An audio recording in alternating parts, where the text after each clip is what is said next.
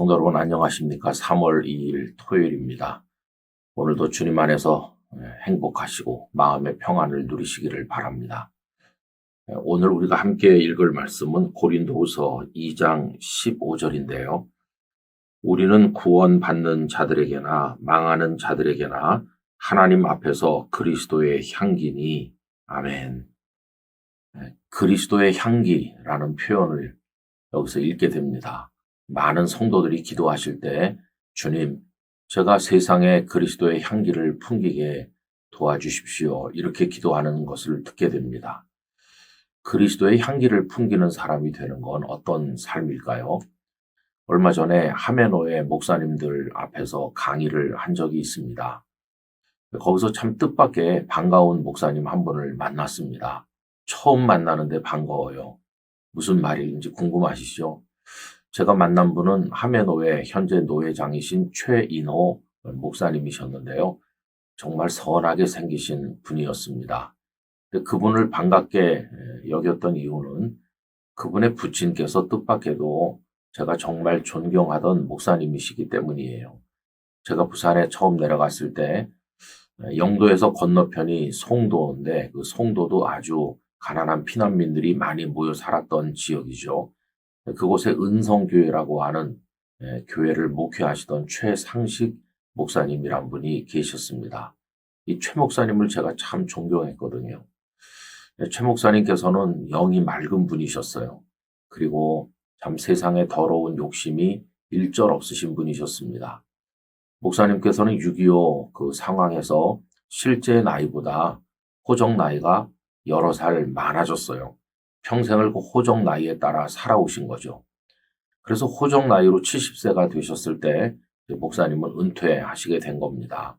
성도들이 목사님을 붙들었죠. 그때가 목사님 목회하신 지가 18해 정도 됐을 때니까 성도들이 이렇게 말했습니다. 목사님 실제 나이로 바꾸셔서 끝까지 목회를 하시고 우리 교회 원로 목사님이 되셔서 떠나지 마시고 우리 교회에 남아주십시오 라고 간청했습니다.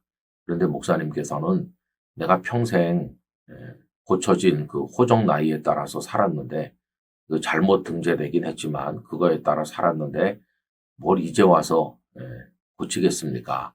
그렇게 말하면서 훌쩍 떠나셨어요. 저는 그 모습을 보면서 참 목사님 훌륭하시다 생각을 했습니다. 그리고 정말 더 감동을 받았던 것은 목사님께서 은퇴하시고 서울로 올라가신다는 소문이 퍼지니까 동네 사람들이 슬퍼했다는 겁니다. 교회도 안 나오는 동네 사람들이 슬퍼했던 것은 목사님께서는 교인들뿐만 아니라 동네 사람까지도 다 품어주시고 그들의 애경사를 살펴주시고 기도해 주신 분이기 때문이었죠. 정말 최상식 목사님은 그리스도의 향기였다 이렇게 말할 수 있는데 그분의 아드님이 목회하시는 걸 몰랐어요. 우리 최 목사님은 서울로 올라오셔서 전도하셔서 교회를 개척을 하셨는데요. 그 교회가 두 교회로 발전을 했고 그 아드님 목사님께서는 그 두 교회 중에 한 교회를 현재 목회하고 계시다고 들었습니다. 참 아름다운 이야기죠. 여러분 우리도 그리스도의 향기가 되어야 될 텐데 이게 어디서 나타나는 것일까요? 그것은 인간관계 속에서 나타나는 것입니다.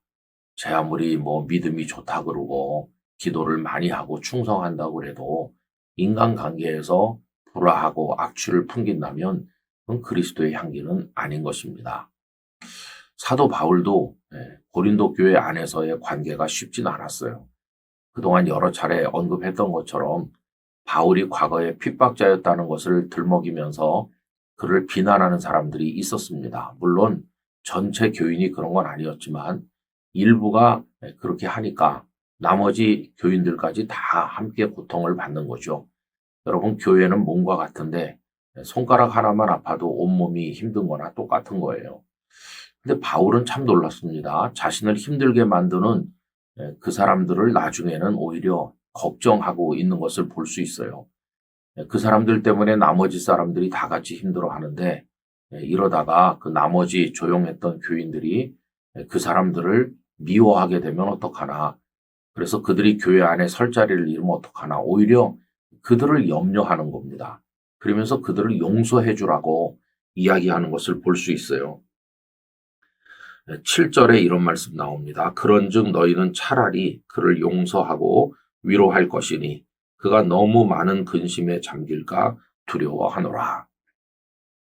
이 사람들이 처음에는 바울을 힘들게 했지만 나머지 교인들이 모두 자신들을 미워한다는 걸 알게 되면 굉장히 힘들 거 아닙니까?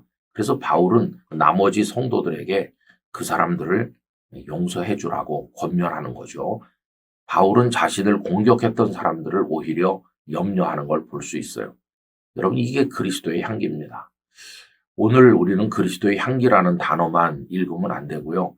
그 한 절 전체를 잘 읽어봐야 되는데 누구 앞에서나 향기가 돼야 된다는 겁니다. 구원받는 자들에게나 망하는 자들에게나 그리스도의 향기다.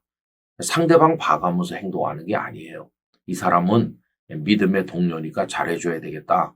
저 사람은 하나님을 안 믿는 사람이니까 막대해도 되겠다. 뭐 이 사람은 나랑 친하니까 잘해줘야 되고 저 사람은 나랑 껄끄러우니까 나도 좀 독하게 대해줘야 되겠다. 이런 게 아니에요. 그럼 모든 대상 앞에서 동일하게 대해야 되는데 그 비결이 뭡니까? 오늘 말씀에 결정적인 게 하나 있죠. 구원받는 자들에게나 망하는 자들에게나 그 다음에 보면 하나님 앞에서 그리스도의 향기라고 그랬어요. 여러분, 우리는 우리 앞에 있는 사람을 보면서 행동해서는 안 되고 하나님 앞에 내가 서 있다는 걸 깨닫고 행동하는 거죠. 그 사람이 나에게 어떤 사람이든지 간에 나는 지금 하나님 앞에 있는 거다. 이렇게 생각하면서 우리의 중심이 흐트러지지 않도록 하나님의 사랑을 따라 행동하면 어디 갖다 놔도 그리스도의 향기가 될 수가 있다는 것이에요. 여러분, 이런 마음으로 오늘도 모든 관계 속에서 덕을 세우며 하나님의 뜻을 이루는 우리 모두가 되기를 간절히 바랍니다. 호람 대오의 원리로 살아가는 복 있는 하루가 되기를 원합니다.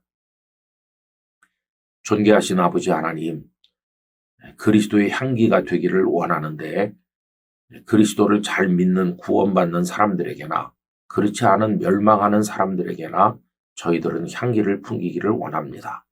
그렇게 되기 위해서는 저희가 하나님 앞에 있음을 잊지 말고 어떤 상황 속에서도 행동을 동일하게 말씀에 따라 하나님의 마음을 따라 살아갈 수 있도록 은혜를 주옵소서. 내일은 거룩한 주일입니다. 저희들의 마음을 하나님 앞에 온전하게 하시고 영광의 예배를 올려드리게 하여 주시옵소서. 예수님 이름으로 기도하옵나이다. 아멘.